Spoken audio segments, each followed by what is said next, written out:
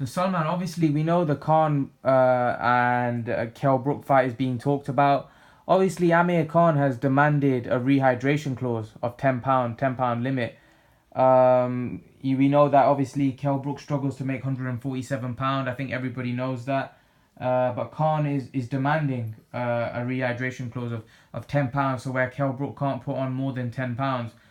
What do you make of that rehydration clause, and do you think that's fair what Khan is doing there?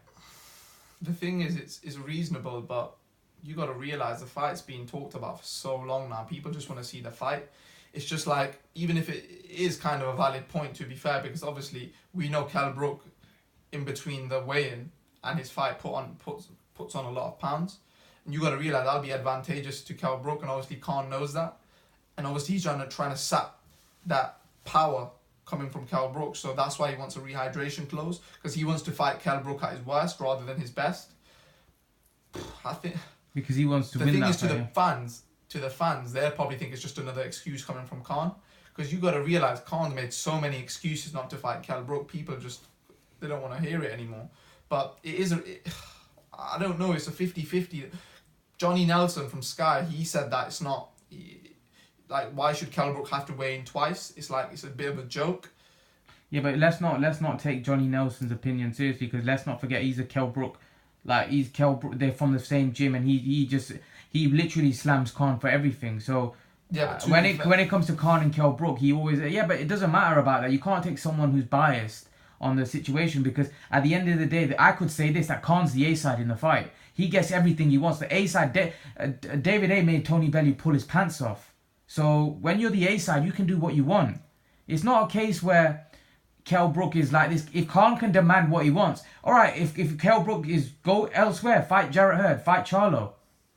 If you're gonna be awkward about it, Khan doesn't need to fight. Khan can fight Danny Garcia. I understand make that, millions. but you got to realize that Kell Brook's the type of guy, he really wants to fight for the fans. He doesn't want it. Of course, everyone wants to make some money, but he doesn't want the fight for the fans. He wants to fight for the money. Let's be real here. That's an excuse. No, of course. That's an excuse. If you think that Kell Brook wants to fight for the fans, then come on.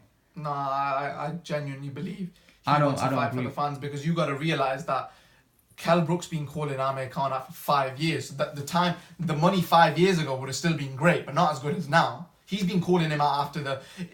Obviously, everyone works for money. That's not the case, but he's want this fight for 5 years for a reason. He's made money in the Golovkin fight. I'm not saying it's going to be more than this, but I don't personally feel it's for the money, because if it was for the money, then he would try to marinate the fight. Kell Brook doesn't want to marinate the fight.